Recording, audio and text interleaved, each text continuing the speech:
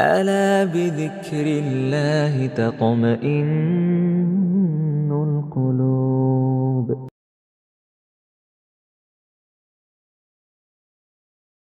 أعوذ بالله من الشيطان الرجيم. بسم الله الرحمن الرحيم. الله الذي سخر لكم البحر لتجري الفلك فيه بأمره ولتبتغوا من فضله ولعلكم تشكرون. وسخر لكم ما في السماوات وما في الأرض جميعا منه إن في ذلك لآيات لقوم يتفكرون. قل للذين آمنوا يغفروا للذين لا يرجون أيام الله ليجزي قوما بما كانوا يكسبون. من عمل صالحا فلنفسه ومن أساء فعليها ثم إلى ربكم ترجعون. ولقد آتينا بني إسرائيل الكتاب والحكم والنبوة ورزقناهم من الطيبات وفضلناهم على العالمين وآتيناهم بينات من الأمر فما اختلفوا إلا من بعد ما جاءهم العلم بغيا بينهم إن ربك يقضي بينهم يوم القيامة فيما كانوا فيه يختلفون. صدق الله.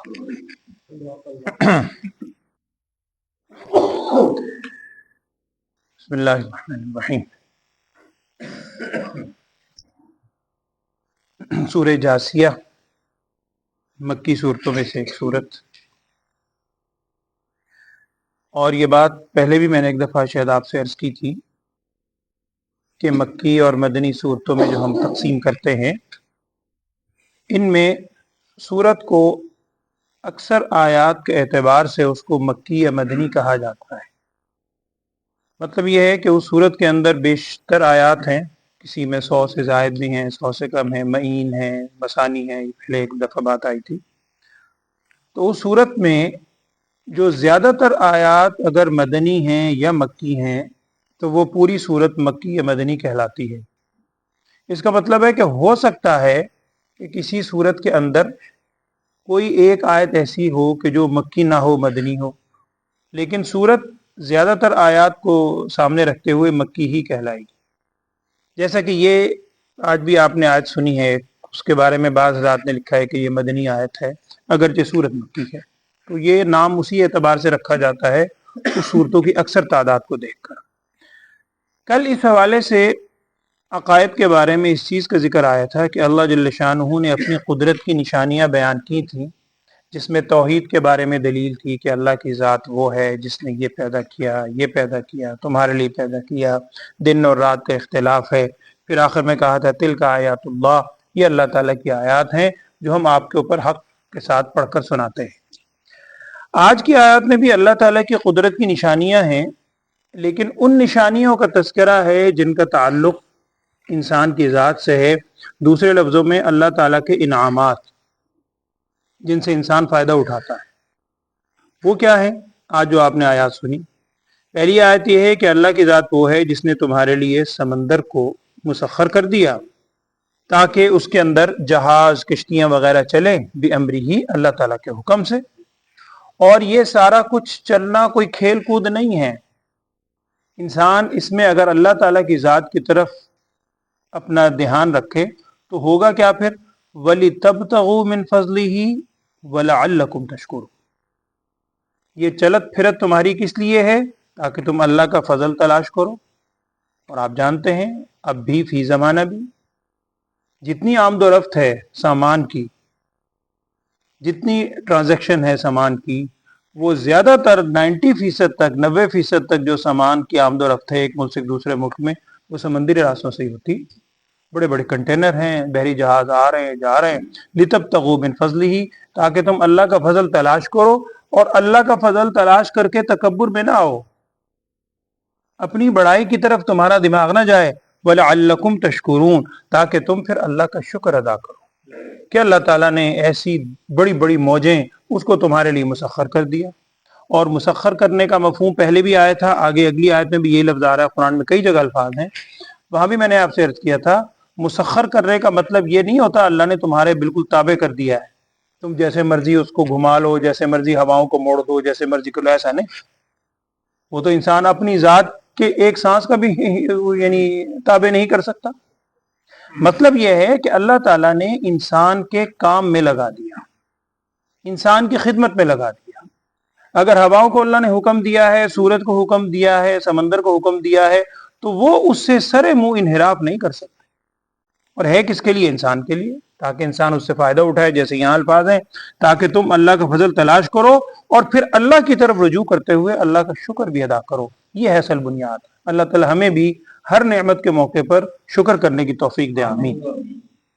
اگلی آیت میں بھی یہی ہے کہ صرف سمندر نہیں، صرف پانی کی بات نہیں ہو رہی، سخر لکم ما فی السماوات و ما فی الارض جمیعا منہ، اللہ تعالیٰ نے تمہارے لیے مسخر کر دیا ہے جو کچھ آسمان و زمین میں ہے، سب کے سب، ساری کائنات یہ انسان کے لیے اللہ نے مسخر کر دی ہے، انسان کے کام میں اس کو لگا دیا ہے، انسان ان سے خدمت لے رہا ہے، جیسے مرضی استعمال کرتا ہے۔ بڑے بڑے جانور ہیں، اونٹوں کی پوری پوری ڈار ہے، وہ ناک میں نکیل ڈال کے ایک چھوٹا سا نوجوان آگے کھڑا ہو گیا پوری 20 اونٹوں کو لے کے چل رہا، اللہ کی شان۔ تو اللہ نے مسخر کر دیا، اور پھر آگے یہ ارشاد فرمایا کہ اس میں نشانیاں ہیں اس قوم کے لیے جو فکر کرتی ہے، غور و فکر کرتی ہے۔ ذرا سوچو، یہ سب اللہ تعالیٰ نے انسان کے لیے کیا ہے، اور انسان کو صرف ایک ذمہ داری دی کہ اللہ تعالیٰ نے جو احکامات دیے ہیں، اور کوئی لمبے چوڑے نہیں ہیں، مختصر احکامات ہیں، کہ فرض کریں اگر مال و دولت ہی ہے، مال و دولت اگر تمہارے پاس ہے، سارا تم استعمال کرو جائز طریقے سے، صرف اگر خاص ریشو کے اعتبار سے تم اس کے مالک ہو تو سال گزرنے کے بعد صرف تھوڑا سا 2.5% رکھا ہے وہ اللہ کے راستے میں دے دو، باقی سارا خود استعمال کرو۔ تو سب انسان کے لیے ہے، لیکن انسان ان میں غور و فکر کرے اور اللہ کی طرف رجوع کرے، شکر ادا کرے۔ قُلْ لِلَّذِينَ آمَنُوا يَغْفِرُوا لِلَّذِينَ لَا يَرْجُونَ أَيَّامَ اللَّهِ لِيَجْزِيَ قَوْمًا بِمَا كَانُوا يَكْسِبُونَ۔ یہ وہ آیت ہے جس کے بارے میں میں نے لکھا ہے، بعض حضرات کہتے ہیں کہ مدنی ہے، بعض کہتے ہیں مکی، اکثر کا قول تو مکی ہے۔ آیت کا مفہوم یہ ہے، اور بعض نے اس کی شان نزول میں بھی واقعات نقل کی ہیں، واللہ عالم، ہو سکتا ہے، اور یہ ضروری نہیں ہے کہ اگر کسی آیت کے شان نزول میں ہم پڑھتے ہیں تفاسیر میں کہ یہ واقعہ، یہ آیت اس وجہ سے نازل ہوئی، اس کے پس منظر میں یہ واقعہ تھا، تو مطلب یہ نہیں ہے کہ یہ آیت صرف اسی موقع کے لیے ہے۔ اس پس منظر میں اتر تو گئی ہے، لیکن رہتی دنیا تک جتنے انسان ہیں سب کے لیے اس میں ہدایت ہے، کیونکہ قیامت تک آنے والی ہدایت کی کتاب یہی ہے۔ وہ کیا ہے؟ کچھ حضرات لکھتے ہیں کہ حضرت عمر فاروق رضی اللہ تعالیٰ عنہ کے ساتھ مکہ مکرمہ میں ایک واقعہ ہوا کہ کفار سارے دشمن تھے، دشمنیاں کیے کرتے تھے، کسی نے حضرت عمر فاروق رضی اللہ تعالیٰ عنہ کے ساتھ بہت زیادتی کی، یعنی ظلم و ستم کے اعتبار سے بھی، زبانی کلام بھی۔ حضرت عمر فاروق رضی اللہ تعالیٰ عنہ کے دل میں خیال آیا کہ اس سے بدلہ لینا چاہیے، فطری بات ہے، انسان کی برداشت کی ایک حد ہوتی، اسے بدلہ لینا چاہیے، اور حق تھا۔ تو یہ آیت اتری، قل، آپ فرما دیں ان لوگوں سے جو ایمان لائے۔ اب آیت کا مفہوم دیکھیے کیا ہے، اللہ تعالیٰ فرما رہا ہے، اب سارے ایمان والے ہم سب مخاطب ہیں، آپ ایمان والوں سے یہ کہہ دیں کہ یغفروا، معاف کر دیں۔ کن لوگوں کو؟ ایمان والوں کو نہیں، معاف کر دیں، للذین، ان لوگوں کو، لا یرجون ایام اللہ، جو اللہ تعالیٰ کے دنوں کی امید بھی نہیں رکھتے، جنہیں یقین ہی نہیں ہے اللہ کی ذات پر، قیامت پر، ایام اللہ پر، ان کو معاف کر دیں۔ کیوں؟ لیجزی قوما بما كانوا یکسبون، تاکہ اللہ تعالیٰ بدلہ دے کچھ لوگوں کو اس چیز کا جو وہ عمل کیا کرتے تھے۔ تو میں نے عرض کیا ایک مفہوم تو یہ ہے کہ حضرت عمر فاروق رضی اللہ تعالیٰ عنہ کے ساتھ کوئی واقعہ پیش آیا، اور لازمی نہیں ہے یہی ہو سکتا ہے، کوئی اور وجہ بھی ہو سکتی ہے۔ اور کچھ مفسرین نے لکھا ہے کہ یہ آیت مدنی ہے، اور مدینہ منورہ میں وہ ایک واقعہ آپ نے سیرت کے اندر سنا ہوگا، غزوہ بنی مستلق کے اندر غالباً آتا ہے، کہ جس میں آپ صلی اللہ علیہ وسلم تشریف لے گئے تھے، اور اس وقت چونکہ مدنی زندگی کے اندر ایک تیسرا طبقہ سامنے آیا تھا منافقین کا، مکی زندگی میں تو نہیں تھے، یا مشرک تھے یا مومن تھے، مدنی زندگی کے اندر تیسرا طبقہ سامنے آیا منافق، جن میں بنیادی طور پر یہودی تھے۔ تو ان کا منافقین کا سردار جو کہلاتا ہے عبداللہ بن ابی، اس کے حوالے سے ہے کہ غزوہ بنی مستلق کے موقع پر وہ کفار یعنی مسلمان سارے موجود تھے، تو ایک کنویں کے اوپر پانی لینے کے لیے جمع ہوئے مسلمان. یہ اس نے عبداللہ بن ابی جو منافقین کے اس نے بھی اپنے غلام کو بھیجا تھا پانی لینے کے، اسے کچھ دیر ہو گئی. وہ جب واپس آیا تو اس نے پوچھا کہ بھی دیر کیوں لگائی؟ اس نے کہا کہ وہاں اور بھی سب موجود تھے اور ایک اور غلام حضرت عمر فاروق رضی اللہ عنہ یا کسی کا غلام تھا، اس نے سختی سے روکا ہوا تھا کہ جب تک نبی صلی اللہ علیہ وسلم کی ذات مقدسہ، آپ کی ذات کے لیے جو پانی لیا جا رہا ہے، صدیق اکبر، عمر فاروق، بڑے بڑی ہستیاں، ان کے لیے جب تک پانی نہ لے لیا جائے اور کوئی پانی نہیں لے سکتا. پہلے وہ پانی لے لیں، پھر اس وجہ سے دینے لگ گئے. اس پر اس نے بڑی سخت باتیں کی، اور سورہ منافقین میں آگے آپ پڑھیں گے، منافقون 28ویں پارے میں آئے گی انشاءاللہ، اس میں اس کا تفصیلی ذکر بھی ہے. بڑی غلیظ باتیں اس نے وہاں پر کیوں کی. تو اس موقع پر یہ آیت اتری کہ قل، آپ فرما دیں ایمان والوں سے کہ معاف کر دیں انہیں، لا یرجون ایام اللہ.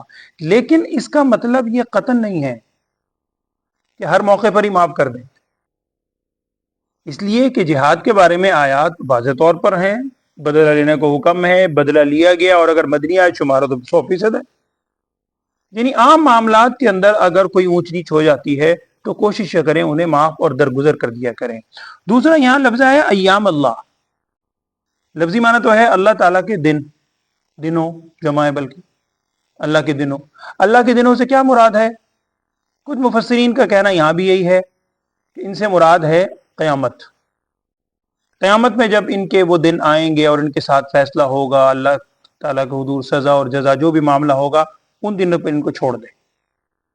دیگر حضرات کا کہنا یہ ہے کہ ایام اللہ سے یہاں مراد قیامت کے دن نہیں ہے، بلکہ ایام اللہ سے مراد ہوتے ہیں ہر قوم کے اندر اللہ تعالیٰ کے دن ان کو شمار کیا جاتا ہے کہ جن دنوں میں کسی قوم کے لیے اللہ کی طرف سے کوئی خاص واقعہ پیش آئے.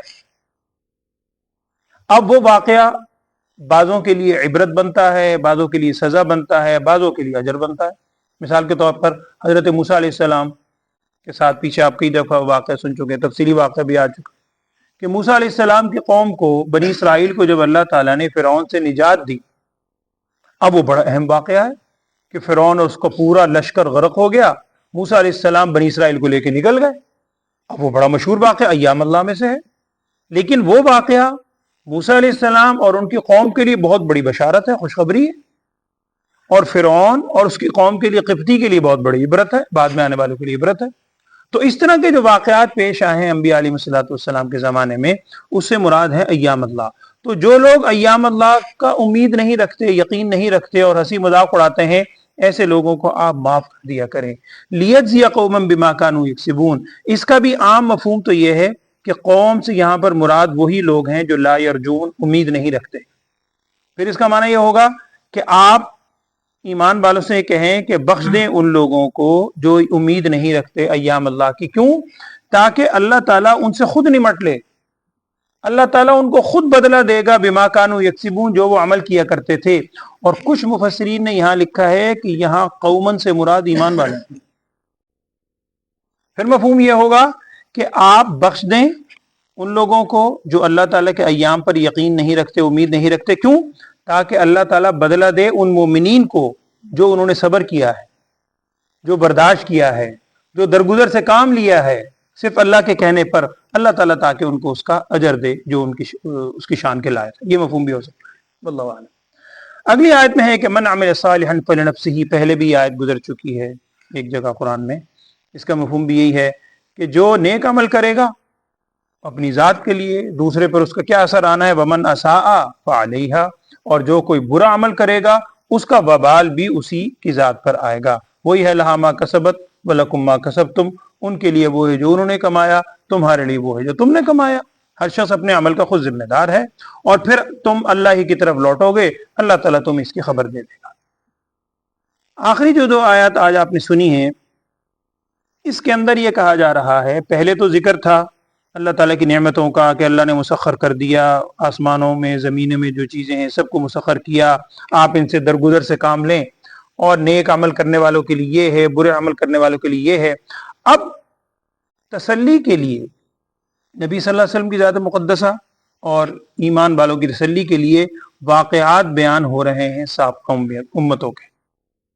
اور سابقہ امتوں میں یہ بات آپ کے سامنے آ چکی ہے کہ بنی اسرائیل یہ وہ قوم ہے جن پر سب سے زیادہ بنی اسرائیل کے اوپر انبیاء علیہ الصلوۃ والسلام اس قوم پر آئے. اور قرآن کی آیت میں یہاں کیا ہے؟ وَلَقَدْ آتَيْنَا بَنِي إِسْرَائِيلَ الْكِتَابَ وَالْحُكْمَ وَالنُّبُوَّةَ، ہم نے بنی اسرائیل کو کتاب بھی عطا کی. اور اس کتاب سے کوئی خاص کتاب مراد نہیں ہے، بے شمار کتابیں. 3 کتابیں تو مشہور ہی ہیں، تورات، زبور، انجیل. یہ تینوں جن انبیاء پر آئیں خاندان بنی اسرائیل. موسیٰ علیہ السلام پر تورات، داؤد علیہ السلام پر زبور، عیسیٰ علیہ السلام پر انجیل. یہ تینوں بنی اسرائیل کے نبی. اس کے علاوہ بھی واللہ علم، اللہ جانتا ہے، بے شمار کتابیں اور بھی شاید اتری ہیں، کیونکہ رسولوں کی تعداد اس سے کہیں زیادہ ہے. تو کتابیں بھی ہیں. والحکم، حکم سے یہاں پر مراد ہے، حکم کہتے ہیں عام طور پر فیصلے کو، بلکہ قوت فیصلے کو، فیصلہ کرنے کی قوت. اس سے یہاں پر مراد ہے حکومت. بہت سے بنی اسرائیل میں ایسے بھی گزرے، قرآن میں ان کا تذکرہ ہے. بے شمار بنی اسرائیل کے پیغمبر ایسے تھے جن کو اللہ نے نبوت تو عطا کی. آگے نبوت کا لفظ، نبوت تھی، حکومت نہیں تھی. جیسے حضرت موسیٰ علیہ السلام ہے، نبوت ہے، حکومت نہیں ہے. کچھ ایسے تھے جن کو اللہ نے نبوت بھی دی، حکومت بھی دی. حضرت یوسف علیہ الصلوۃ والسلام بھی ہیں، پہلے نبی بنی اسرائیل کے. حضرت سلیمان علیہ الصلوۃ والسلام ہے، نبوت بھی ہے، حکومت بھی ہے.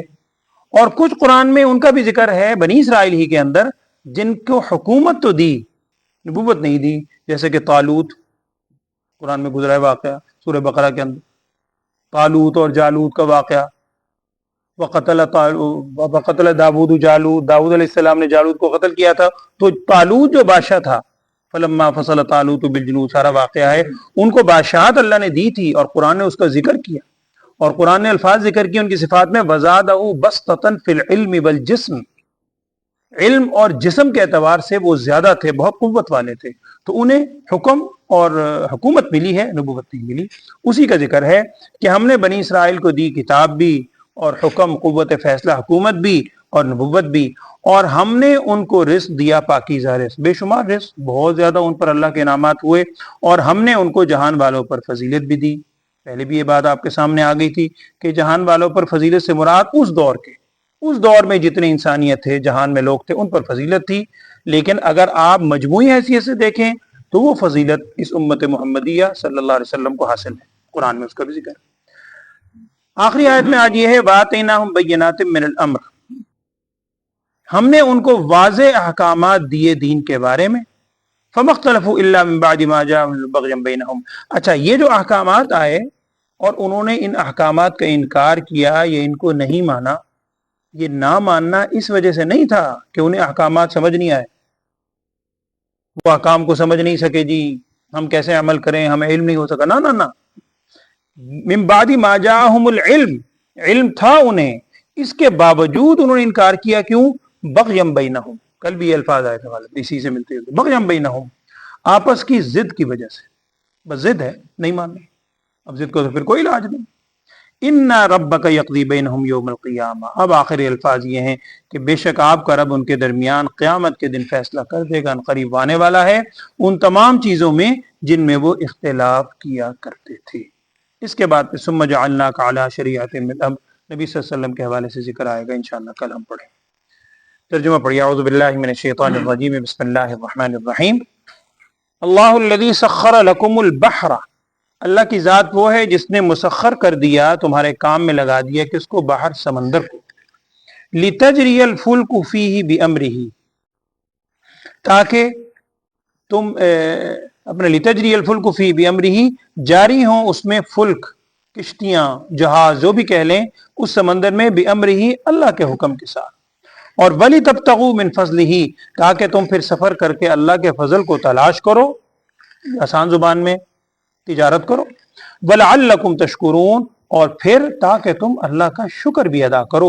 یہ ہے وہاں جہاں انسان آگے پیچھے ہٹ جاتا ہے.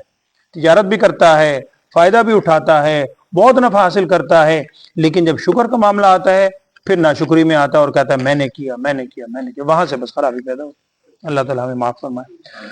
اعوذ باللہ من الشیطان. وسخر لکم ما فی السماوات وما فی الارض جمیعا منہ، اور مسخر کیا تمہارے لیے اللہ نے جو کچھ آسمانوں میں ہے اور جو کچھ زمین میں ہے، سب کچھ، یہ سب کچھ اللہ ہی نے مسخر کیا۔ ان فی ذلک لآیات لقوم یتفکرون، بے شک اس میں البتہ نشانی ہے اس قوم کے لیے جو غور و فکر کرنے والی ہے۔ قل، آپ فرما دیجئے، للذین آمنوا، ان لوگوں کو جو ایمان لائے، ایمان والوں سے کہیے کیا، یغفروا، وہ بخش دیں، معاف کر دیں، للذین، ان لوگوں کو، لا یرجون ایام اللہ، جو امید نہیں رکھتے اللہ کے دنوں کی۔ کیا مطلب اللہ کے دنوں کی؟ اگر وہ دیکھیں سابقہ قوموں پر جو آئے، یعنی وہ واقعات سنتے ہیں، پڑھتے ہیں، لیکن یقین نہیں ہے کہ ہمارے ساتھ بھی ایسا ہو سکتا ہے، یا ایام اللہ سے اگر قیامت والے منظر ہیں تو قیامت پر یقین نہیں رکھتے، تو جو یقین نہیں رکھتے ان کو آپ معاف کر دیں، ایمان والوں سے کہیں۔ کیوں؟ لیجزی قوما بما كانوا یکسبون، تاکہ بدلہ دے اللہ کچھ لوگوں کو اس چیز کا جو وہ عمل کرتے تھے۔ اگر ایمان والے مراد ہیں قوم سے تو ایمان والوں کو صبر کرنے کا، رواداری کا، انہیں معاف کر دینے کا اجر ملے، اور اگر اس سے کفار مراد ہیں تو آپ انہیں درگزر کر دیں، اللہ تعالیٰ خود ان سے بدلہ لے گا۔ من عمل صالحا فلنفسه ومن اساء فعليها، جو شخص کوئی نیک عمل کرے گا فلنفسه، تو اپنی ذات ہی کے لیے ہوگا، اس کا اجر اسی کو ملے گا۔ ومن اساء فعليها، اور جو کوئی برا عمل کرے گا اس کا وبال بھی اسی پر آئے گا۔ ثم الى ربكم ترجعون، پھر تم اپنے رب کی طرف ہی لوٹائے جاؤ گے۔ وَلَقَدْ آتَيْنَا بَنِي إِسْرَائِيلَ الْكِتَابَ وَالْحُكْمَ وَالنُّبُوَّةَ، اور بے شک ہم نے دی بنی اسرائیل کو، یعنی بنی اسرائیل خاندان میں، اور آپ جانتے ہیں اسرائیل حضرت یعقوب علیہ السلام کا نام، ان کی اولاد بنی اسرائیل، ہم نے بنی اسرائیل کو دی کتاب بھی اور حکم بھی، یعنی حکومت بھی، قوت فیصلہ بھی، والنبوت، اور نبوت بھی، وَرَزَقْنَاهُمْ مِنَ الطَّيِّبَاتِ، اور ہم نے انہیں پاکیزہ رزق عطا کیا، وَفَضَّلْنَاهُمْ عَلَى الْعَالَمِينَ، اور ہم نے ان کو فضیلت دی اس وقت کے جہان والوں پر۔ وَآتَيْنَاهُمْ بَيِّنَاتٍ مِّنَ الْأَمْرِ، اور ہم نے انہیں دیے واضح احکامات، من الامر، دین کے معاملے میں، کام کے معاملے میں، ظاہر بات دین کے معاملے میں۔ فما اختلفوا، انہوں نے اختلاف نہیں کیا، الا من بعد ما جاءهم العلم، مگر اس کے بعد کہ ان کے پاس علم آ چکا تھا، یعنی جانتے بوجھتے، علم آ گیا تھا، سمجھ گئے تھے، اختلاف اس کے باوجود کیا۔ کیوں کیا؟ بغیم بینہم، آپس کی اس ضد کی وجہ سے، سرکشی کی وجہ سے۔ ان ربک یقضی بینہم یوم القیامہ، بے شک آپ کا رب فیصلہ کر دے گا ان کے درمیان قیامت کے دن، فیما کانوا فیہ یختلفون، ان چیزوں کے بارے میں جن میں وہ اختلاف کیا کرتے تھے۔ اللہ تعالی ہمیں صحیح سمجھ اور صحیح عمل کرنے کی بھی توفیق عطا فرمائے، اللہم آمین۔ الحمدللہ رب العالمین، اللہم صلی علی سیدنا و مولانا محمد وعلی آل سیدنا و مولانا محمد وبارک وسلم ثم صلی علیہ۔ اللهم يا شافي الأمراض اشف مرضانا، يا قاضي الحاجات اقض حاجاتنا، أنت ولينا فاغفر لنا وارحمنا وأنت خير الراحمين. اللهم أرنا الحق حقا وارزقنا اتباعه، وأرنا الباطل باطلا وارزقنا اجتنابه. اللهم وفقنا لما تحب وترضى، واجعل آخرتنا خيرا من الأولى يا أرحم الراحمين. ربنا لا تزغ قلوبنا بعد إذ هديتنا وهب لنا من لدنك رحمة إنك أنت الوهاب. اللهم نور قلوبنا بالقرآن وزين أخلاقنا بالقرآن ونجنا من النار بالقرآن وادخلنا في الجنة بالقرآن. وصلى الله تعالى على خير خلقه سيدنا ومولانا محمد وعلى آله وأصحابه أجمعين.